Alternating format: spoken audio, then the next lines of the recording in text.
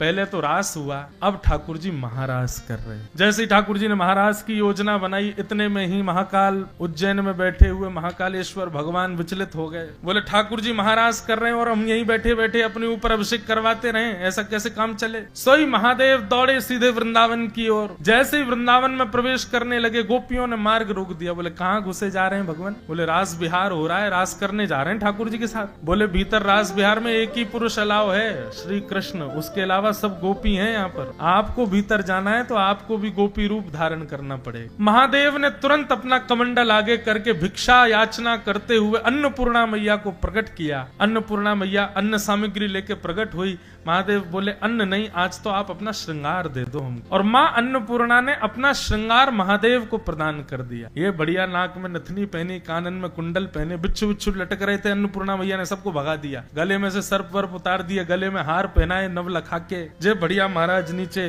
घेरदार बढ़िया जो पहनती है माताएं आदि, सब पहनाया उनको। चुनरी उनरी उड़ा करके, होठों पर लालिमा लगा के, आंखन में काजल वाजल पधरा करके महादेव के जटाओं को खोल दिया और खोल करके यमुना जल से धो दिया। जटा बना रखी थी, केश बनाया। जे घुंघराले केश महादेव के इतने सुंदर लग रहे हैं कि महाराज क्या कहें। और उसमें मूंछ हो रहे महादेव। गोपी तो बने पर मूंछ वाली गोपी बन के आए। ऐसा रूप धारण कियो, धम धम मर्दानी चाल, और लिए घूंघट हाथ में चल रहे महादेव। गोपियां बोली अरे देखियो ये कैसी गोपी आ रही है। बोले ऐसे भीतर ना जाने देंगी, पहले आपको मुख देखेंगी। महादेव घूंघट करके खड़े हैं। गोपियां बोली एक गोपी ने एक अपनो मुख तो दिखाए थे। महादेव बोले नहीं, हम जिनके लिए तैयार हुए हैं उन्हीं को ही दिखाएंगे। गोपी बोली अरे हमें पता है तू बहुत मलूक है, ने दिखाए तो दे। अगर सुंदर होगी तो ही भीतर जान देंगी, ने को कोई कमी लगी तो यहीं रोक देंगी। महादेव बोले वैसे तो बात यह है कि अगर हमने घूंघट ऊपर कर लिया ना तो तुम सब मूर्छित हो जाओगी, रोकने वाला बचेगा ही नहीं। हमारा रूप ऐसा है कि उसको वही देख सकता है जो भीतर नृत्य कर रहा है,